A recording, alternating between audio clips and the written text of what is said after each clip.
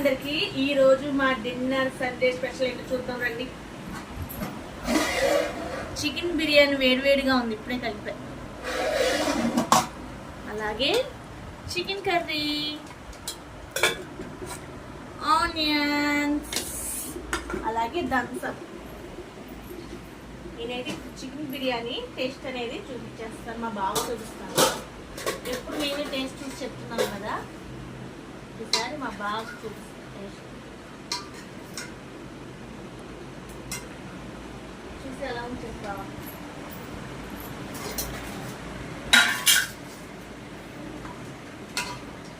Leg piece మా భవ్యకి చాలా ఇష్టం అని చెప్పేసి మా భవ్యకి ఒకటి నాకు ఒకటి తీసుకొచ్చాము బాగా.